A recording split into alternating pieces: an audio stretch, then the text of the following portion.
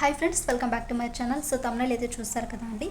ఈరోజు మనకున్న ప్రాబ్లం ఏంటంటే సోషల్ కంటెంట్కి సంబంధించిన ఈవెన్ ఎవరైనా సరే కొంచెం అటు ఇటు మార్పు చేసుకొని మెయిన్గా సోషల్ వాళ్ళండి ఈ సబ్జెక్ట్ని చదవడానికి మెయిన్ మనకు ఎంత బాగా చదివినా కూడా సరిగ్గా క్లారిటీ అనేది ఉండదు. కాసేపటికి మనము మర్చిపోతాం అది ఎందుకు ఏంటి. సో దాని నుండి మనము బయటికి రావడానికి కొన్ని టిప్స్ అయితే ఉన్నాయి.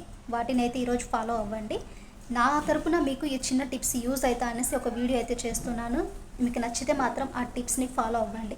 లేదు మేడం మాకు ఇందులో కొంచెం మార్పులు చేర్పులు చేసుకుంటామంటే సో వాటిని కూడా మీరు అడ్జస్ట్ అనేది చేసుకొని సబ్జెక్ట్ని బాగా చదవడానికైతే ట్రై చేయండి. అండ్ ఈరోజు నేను చెప్పబోయే టిప్స్ మీకు షూర్గా నచ్చుతాయండి. వన్స్ ఒకసారి ఫాలో అవ్వండి. మెయిన్గా మనకు సోషల్ స్టడీస్ అంటేనే history, civics, geography, economics. So economics పక్కన పెట్టినా కూడా మెయిన్గా ఏంటంటే మనకు ఈ ఫీలింగ్ ఎలా ఉంటుంది, ఈ సబ్జెక్ట్స్ని చదవడం అంటే నిద్ర వచ్చేటట్టు అనిపిస్తుంటుంది. సో హిస్టరీ, జాగ్రఫీ, సో ఇలాంటివన్నీ మెయిన్గా అదేదో అంటారు చూడండి, హిస్టరీ చదివేటప్పుడు నిద్ర వస్తుందిరా అనేసి. సో ఆ ఫీలింగ్ అనేది ఉంటుంది. ఎందుకంటే అందులో చాలా స్టోరీస్ ఉంటాయి, డేట్స్ ఉంటాయి, పెద్ద పెద్ద పారాగ్రాఫ్స్ ఉంటాయి. సో ఇవన్నీ ఎలా ఉంటుందంటే కొంచెం బోరింగ్గా ఉంటుంది. ఇలాంటి బోరింగ్ని మనకు నచ్చినట్టుగా టెక్స్ట్ బుక్ని ఇంట్రెస్టింగ్గా మార్చడానికి కొన్ని లాజిక్ టిప్స్ ఈరోజు మీతో అయితే షేర్ చేసుకుంటాను. ఫస్ట్ టిప్ చూడండి, ఇక్కడ హిస్టరీ గురించి చూద్దాము. ఒక మూవీని గుర్తుంచుకోండి, మూవీలాగా గుర్తుంచుకోవాలి. ఎలా అంటే హిస్టరీ చదువుతున్నప్పుడు దాన్ని సబ్జెక్ట్లా కాకుండా ఒక వెబ్ సిరీస్ లాగా కానీ మూవీలా కానీ చూడండి. ఒక ఎగ్జాంపుల్ చూడండి, ఆ కింగ్ ఎందుకు అంటే ఆ రాజు ఎందుకు యుద్ధం చేశాడు, ఆ తర్వాత ఏం జరిగింది.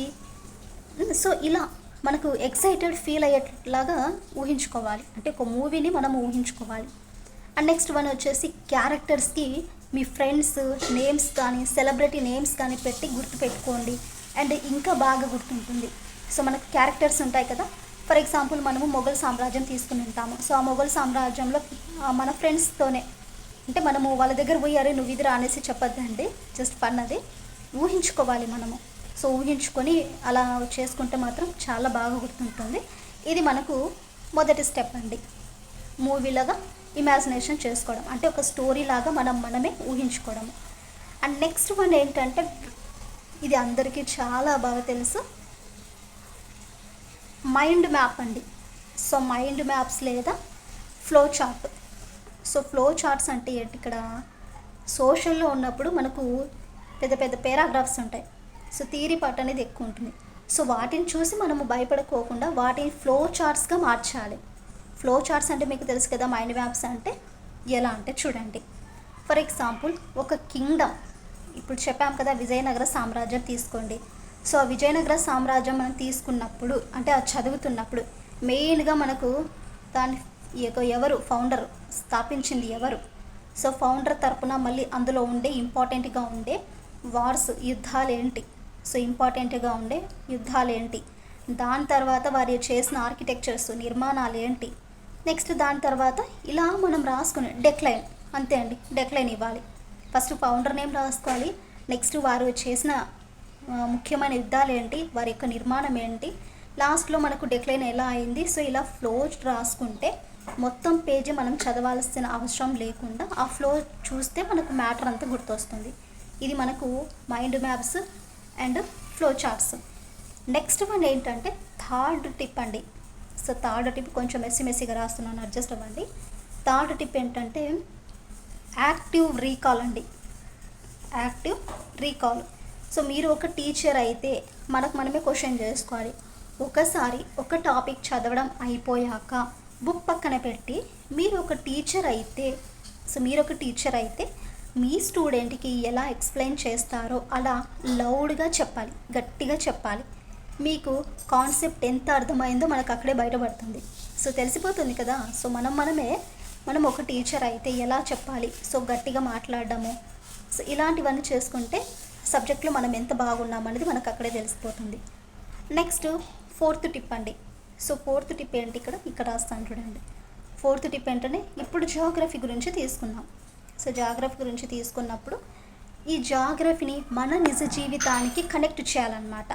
జాగ్రఫీని రియాలిటీకి కనెక్ట్ చేయాలి. ఎలా జాగ్రఫీలో క్లైమేట్స్ ఉంటాయి, వనరులు ఉంటాయి, అంటే వాతావరణం ఉంటుంది అండ్ వనరులు ఉంటాయి. సో దాని గురించి చదువుతున్నప్పుడు బయట ప్రపంచంతో రిలేట్ చేయాలి.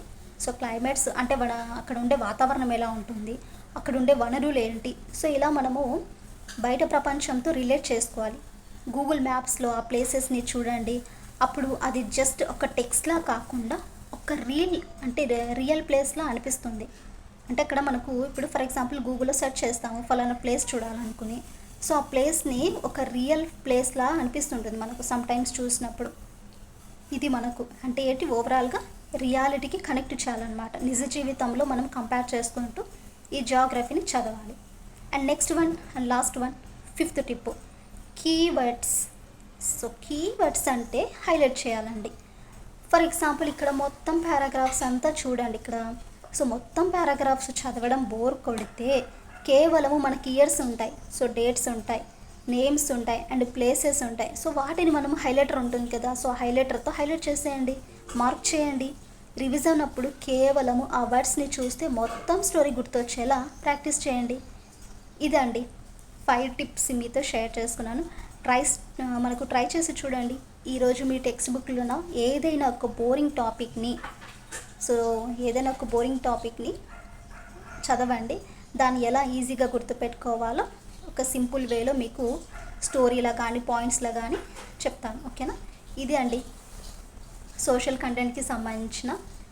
బాగా నిదానంగా మీరు ఇంకోసారి వీడియోని పాజ్ చేసుకుని వినండి. నాకు తోచినంతగా మీకు అయితే ఇది ఎక్స్ప్లెయిన్ చేస్తాను. సో బాగా చదువుతారనేసి అర్థం చేసుకోవడానికి అయితే ట్రై చేయండి. ఏదో మనము గబిక్కిన చదువుకోవడానికి సబ్జెక్ట్ అయితే కాదు, కొంచెం రిస్క్తో కూడిన సబ్జెక్టు. థియరీ పార్ట్స్ ఎక్కువ ఉంటాయి, పారాగ్రాఫ్స్ ఎక్కువ ఉంటాయి.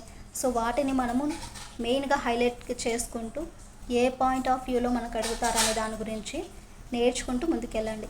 సో మనకు అప్కమింగ్ ఈరోజు కూడా మనకు అసెంబ్లీలో మాట్లాడారు లోకేష్ గారు, డిఎస్ నోటిఫికేషన్ వస్తుందనేసి. ప్రిపేర్ అవ్వండి అండ్ అర్థం చేసుకుంటూ చదవండి. ఐ హోప్ మీకు ఈ వీడియోలో ఉంటే కీ పాయింట్స్, ఇక్కడ ఉండే టిప్స్ నచ్చితే మాత్రం చిన్న లైక్ ఇవ్వండి, అలాగే సబ్స్క్రైబ్ చేయండి.